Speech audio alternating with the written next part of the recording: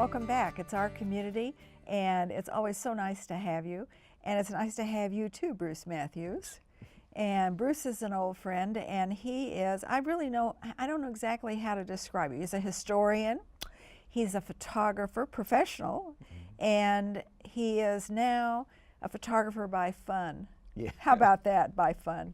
And he does wonderful books, the latest of which is on stained glass windows. And the stained glass windows appear in our own area and the area around. I think you said you went to Leavenworth. Within an hour's drive. Within an hour. I think that's great. So it's called Windows of Kansas City, and it is a beautiful, beautiful book. And I think that you will enjoy reading it as we talk to Bruce. What moved you to do this?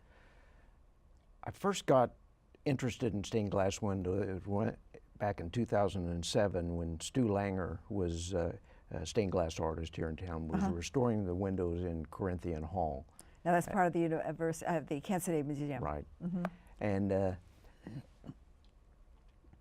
then the beautiful windows, of course, down in the Armored Chapel at Elmwood Cemetery. And then I saw some of a contemporary artist here in Kansas City, Kathy Barnard. She did the beautiful Tree of Life window at the Jewish Community And Campus. your photographer's eye lit up. Oh, absolutely. And I wanted the book not to be just a church book. So I spent the last 2 years photographing windows in homes and restaurants and schools and hospitals, and just had They're all over. very good time. There are. They're amazing. And they're beautiful, and they're not inexpensive.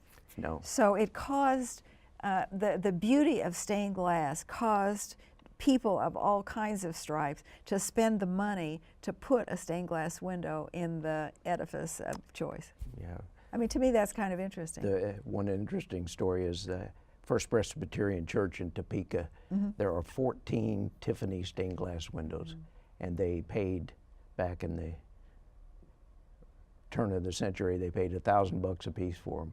I think they're insured for $5 million now, but you couldn't replace them. I have been to Topeka to see those stained glass windows, and they are a sight to behold. They truly are. Yeah.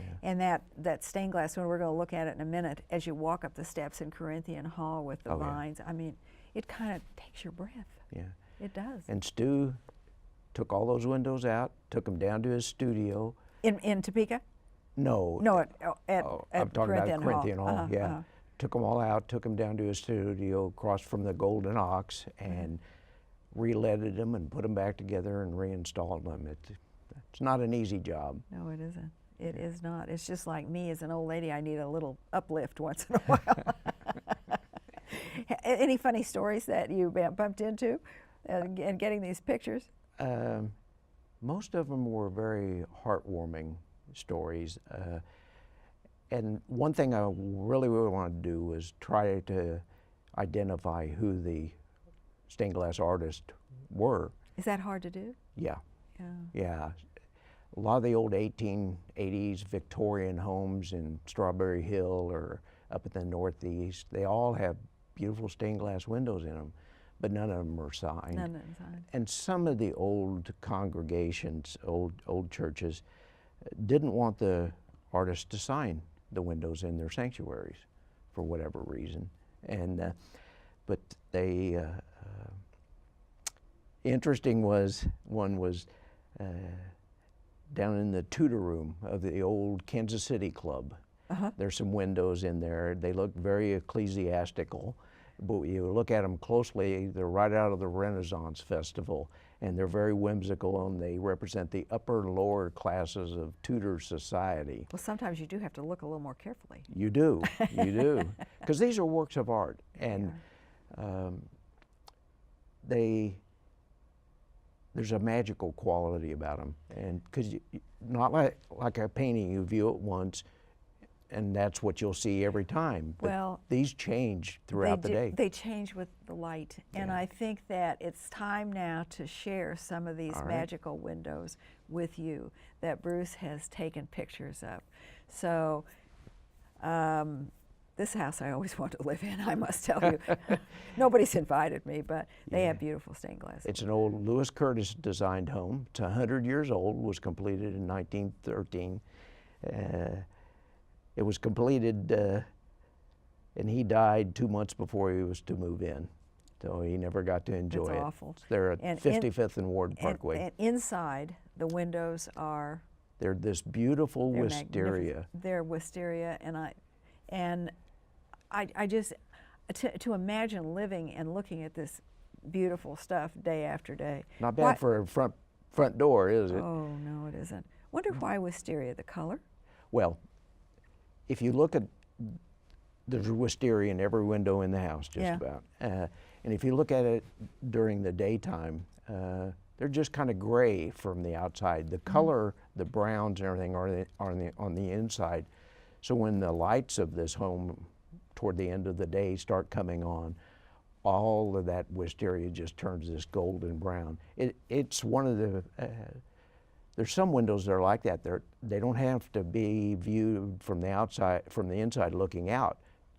Depending on the time of the day, Well, that's right. they're just as beautiful. Beautiful. The Dole Institute, for example, in Topeka, in Lawrence, Lawrence. Kansas, on the KU campus, it's the largest American flag stained glass window It's very beautiful. in the country, and it's beautiful. It is. It's great looking. And at you can night. see it anytime. But there's some others in the book, Yeah. besides the one at 55th and Ward Parkway, that we need to show these folks. Okay. So let's take a look. There we go.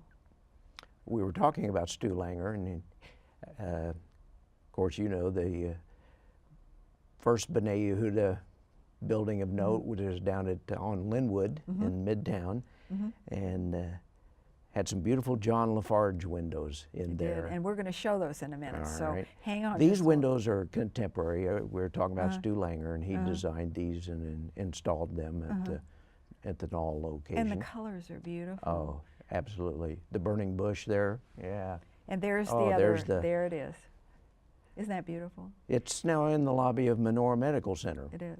And you know, it's interesting because if we can look at that one again, we can see the one before. Let's take a look at the one before, that one. We can see the change in taste, in design, Right. because where those windows were was kind of a neoclassical Right. Greek Roman design. Right. And the period has changed, and so has the style. Yes. And the colors are beautiful, but the style is different. And then the next one, let's take another look at that. It's a contemporary one. Talk about that just a little bit. Actually, Arthur Kraft was mistakenly given credit for doing the windows in the Tudor room, but this actually is. Is this an Arthur Kraft? This is an Arthur Kraft Well, we need window. to look at that one again, because that's Arthur Kraft was a local was. Kansas City artist who passed away and left behind him art that was kind of up and down. He also was a sculptor Yes, and a painter. Where is this? Right now it's at the Carter Art Center there at Penn Valley Community College. It was originally in the home of Jerry and Jeanette Cohen. And Did he design it for their home? He did. He did. He did. And see, that is a contemporary piece, Yes. which, He you know, died in 1954, I think. probably. believe. And as we discussed, it again, the style has changed from the neoclassical to the contemporary to. I mean, That it's was really interesting. Japanese Woman with Lotus Blossom was And the she's name of that lovely. window. Yeah, She is it lovely, and it's a peaceful kind of. Very soft. Yes, not, to look at not in your home elaborate as every some of day. the other windows that Yeah, you might it see. is, it is. But Let's look at some more.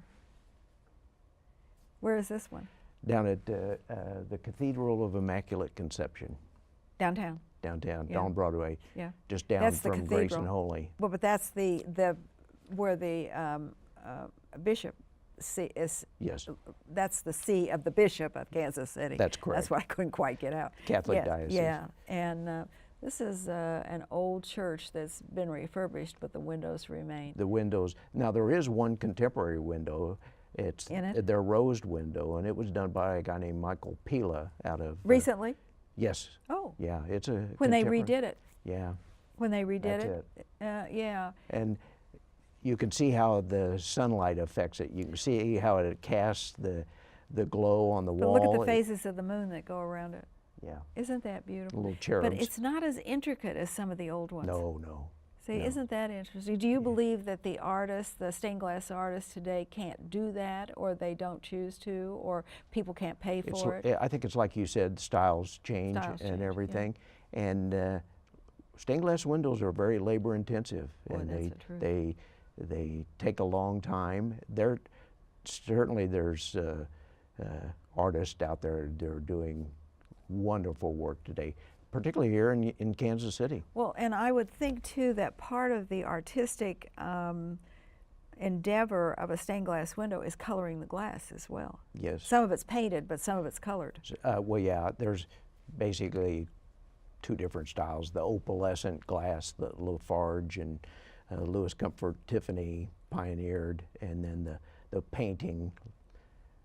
And some of the old originated ones have over in paint. Europe Yeah. and everything from the Munich studios and some of them, and they're just they'll last if they were fired properly. They'll last just as long as the opalescent glass. I think they'll last longer than I do. So.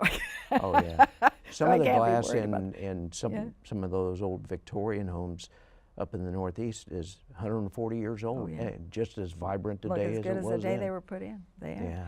I never can get enough of the beauty of the windows, so we No. have to keep looking. They're magical. They are.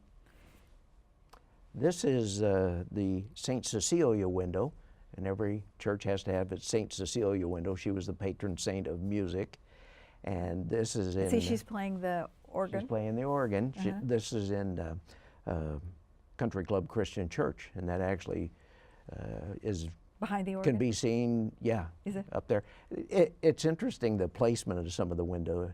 You could actually walk into this sanctuary, sit down, and never see this window. And yet it's the whole wall, and it's behind the congregation. So you have to sit on the side, Yeah. facing that. Yeah, there's beautiful windows on the sides too. Isn't They that were done. interesting? This window was done by Charles J. Andrew, and he was from Kansas City, and he did this when he was working for Jacoby, our glass company out of St. Louis. Oh. But he But he worked in Kansas City. He worked in Kansas City. He also designed the rose window in the old Mission United Methodist Church on Shawnee Mission Parkway at Mission. It's a beautiful window. He saw it finished.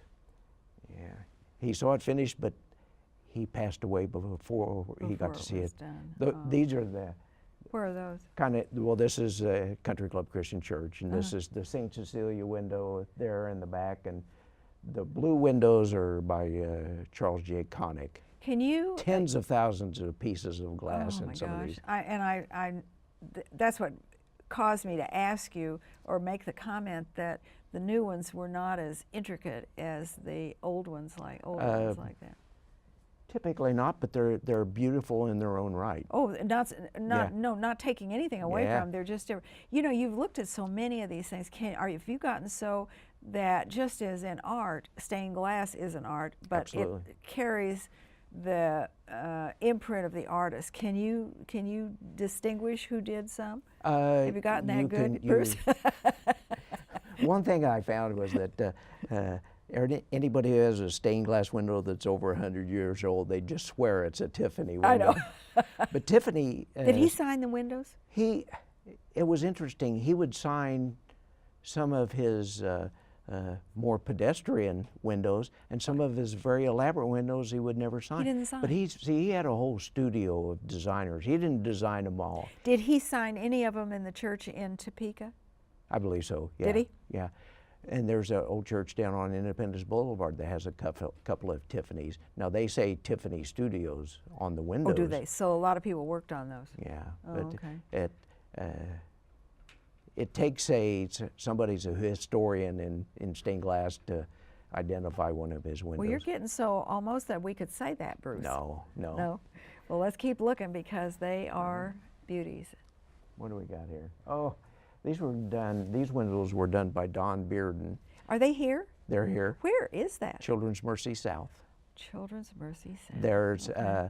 they separate the lobby from chapel, small chapel. But see, this one is entirely different This from is the different. others Well, that we've seen. the windows portion of this are just the little lighthouse in those two. The whole mural was done by Scribe. He's Wait a minute. The two. the rainbow and the Those are stained glass windows. those are stained glass. The rest is a mural. The dolphin behind is a mural. Yeah. Oh, see, Yeah. you fooled me. Children's Mercy has a resident artist named Scribe. I'll and be he- darned. Isn't that interesting? Children's Mercy and some of the children's homes were stained glass windows. They have perfected the use of color in their buildings because color is very therapeutic for the healing of the children. Well, and their Don't you parents. think for the healing of everybody? Everybody. Yeah. I do. I think so. But that one is entirely different. It's I mean, different. that's a window The whole within a context, painting. yes. Yeah, I mean, Yeah. that's entirely Yeah. different. What happens if you walk into these places and say, I'd like to look at the window? We tend to not want to get out of our comfort zone and go visit Uh-huh. somebody else's church. Yeah. I found that, well, all of them were very receptive to me coming in and photographing them. And they love to have people come in and view your windows. Matter of fact, back on the East Coast in Boston and stuff, they have tours that they give of their windows, and they actually charge you to come in and see their stained glass Isn't that windows. But there's a group here in town. It's called FOSS. FOS. Right. What's the F for? I can't remember. But Friends it's of Sacred Friends Structures. of Sacred And Structures. actually, I'm donating a portion of the proceeds to Okay, this well, group Friends to of that. Sacred Structures used to have tours, and if you could contact some of those people, they're glad to tell you where these are and where you might They go.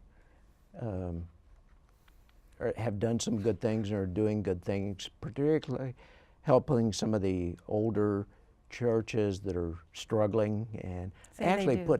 I put some churches in the book, not because they're elaborate windows, but to call attention to the needs of some of those congregations. Well, and that's a good thing, but Friends of Sacred Structures deserves a group. plug because Yeah. they're all volunteers for the, Right. and they do try to Right. do good things for the churches and the stained glass windows. Right, right. Stained glass windows are just a part of it A in part their of the whole case. thing, yeah. Okay, let's look at some more. I could just, Oh, this to okay. me is, I think, my favorite. I'm not sure exactly who designed this window. I don't know, but it's It's gorgeous. in the grand staircase at Corinthian Hall. When you walk into Corinthian Hall in the front door, the grand staircase is right in front Right of in you. front of you. And as you look up, you see that window, and Yeah. it just kind of takes your breath. It's Yeah. just beautiful. I have to say that this doesn't even do it justice. It's gorgeous. Well, I It mean, is. Most of them photographs won't do them well, justice. but this one, it's the most gorgeous window. When It the is. light is right behind it, it is And I've- just what I magnificent.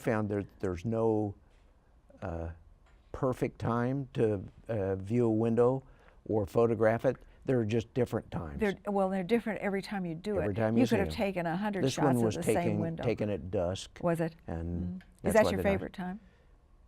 Either dusk or early morning. Early morning, when the sun comes up and Yeah. hits that.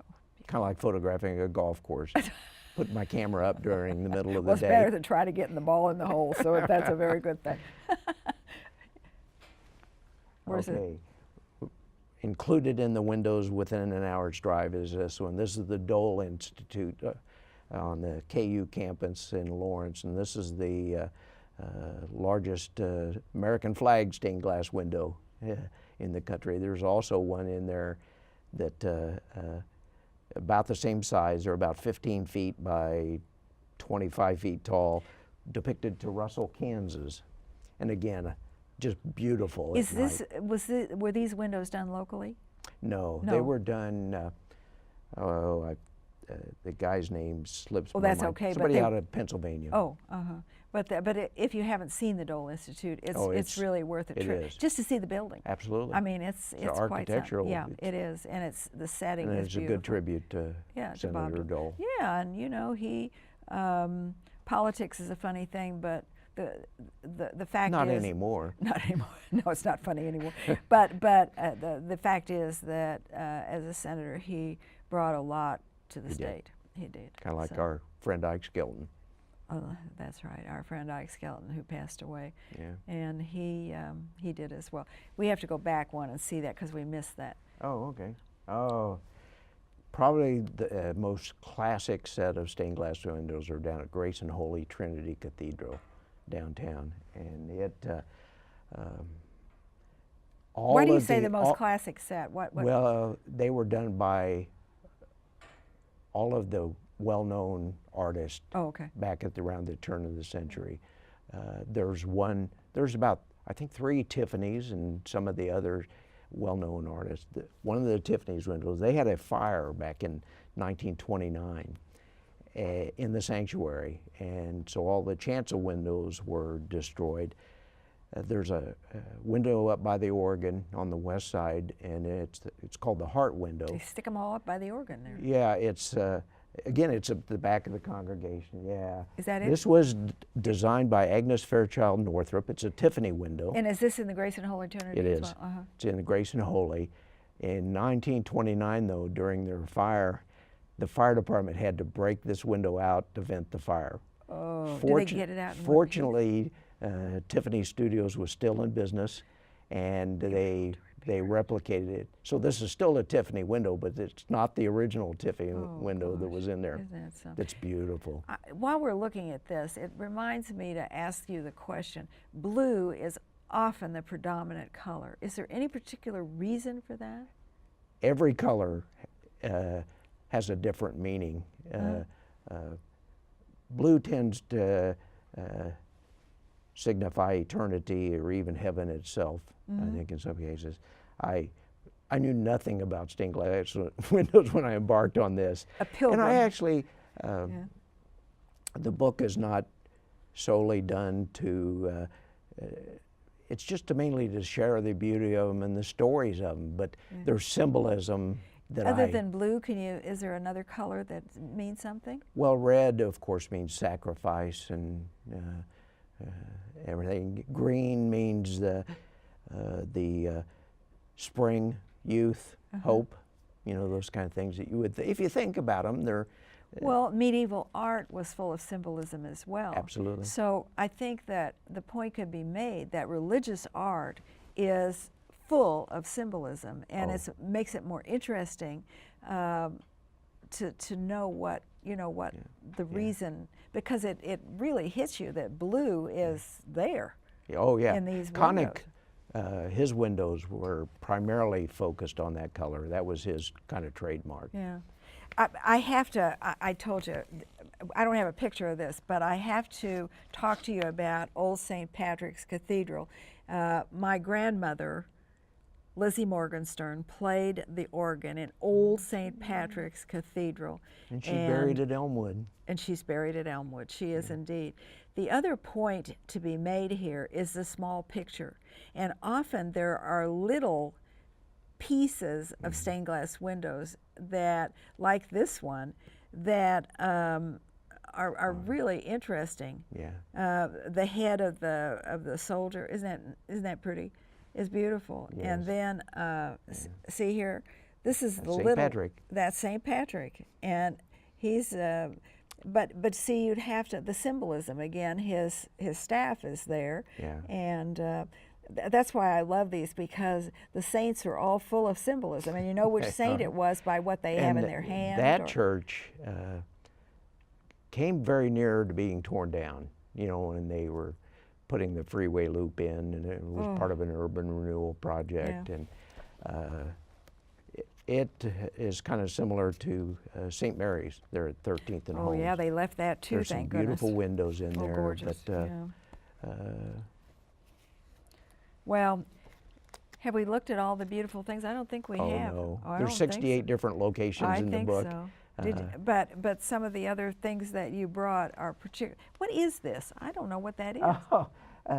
When they took the windows out of Corinthian Hall and took them down to Stu Langer's studio, they actually have to mark each piece of glass. It becomes like a big puzzle. And then that's some of the old lead that was in the window, which they... Could they reuse it?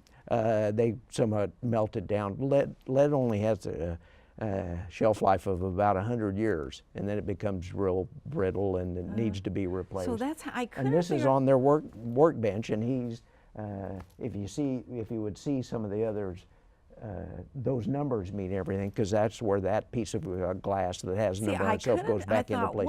what is that? What is that? Yeah. Yeah, that's Another interesting. interesting thing about stained glass windows, there's a term that is used, and it's called a cartoon. And the cartoon is basically a full-size blueprint of the window. Somebody may design it, an artist, then somebody else may fabricate it. So the artist will create a full-size rendering blueprint of the window. And Does that somebody was else known as a always cartoon. fabricate the glass? Yeah, some like in Tiffany Studios, their studios, they had Had just people designers, who made and gla- then they who made had the people glass. who would Who fabricated the glass? fabricate them. Yeah, So, like that Kraft window, Arthur Kraft, he designed it, but it was Yeah, because actually he was an fabricated artist. by He wasn't, Hopcroft Stained Glass Company. yeah, he wasn't. What is your, would you, if you had to pick a favorite window, what would you pick? Let's do it this way. By the contemporary artist, Okay. the Tree of Life window out at the Jewish Community Center. Jewish Community Center campus. There, And there for it the, is. Yeah, for the stories behind it. Isn't that amazing? It's beautiful. I really like the St. Cecilia window down at Country Club Christian Church too. Is one of the older windows. Behind the organ. And then any of them. Yeah. Well, it's not behind the organ; it's next to it. Yeah. But it was to commemorate William Rockwell Nelson. The St. Cecilia window was? Oh no, I'm sorry. The heart window that we were talking about earlier that was by the organ. Oh, But I don't know. There's just so many, and I even like. There's one style of windows, cathedral glass they call them. They also call them placeholder glass, and they were just kind of plain diamond-shaped windows that were put in to hold the place until a more fancier window could be afforded. And I just love the windows down at the Pilgrim Chapel, down at 38th and Gillum. Mainly, it's a small chapel. They have mainly is that Our Lady of weddings in there. Sorrows? Huh? Is that Our Lady of Sorrows Church at 30? No, or Lady of Sorrows, or That's behind Hallmark. that's I'm behind too far Hallmark, north. and it's beautiful. The Pilgrim Chapel was Oh, the Pilgrim Chapel, built yes. back in the 1920s. It was a Lutheran church, exclusively for the deaf. For the deaf, yeah, it Yeah. was. You know, I think that as I thank Bruce Mathews and his book, The Windows of Kansas City, I would have to say to all of you, and I know he would join me in saying the spirit of Kansas City and the environs is Yeah. alive and well Absolutely. and full of beauty, that we, both of us, hope that you will enjoy and take advantage of and know that the history of our community often appears in those windows. It does. Thank you for being with us. It's our community, and Bruce Mathews is my friend. So I'm glad you're here, Bruce. Thank you. Glad you're here too, as a matter of fact, and I'll see you soon again.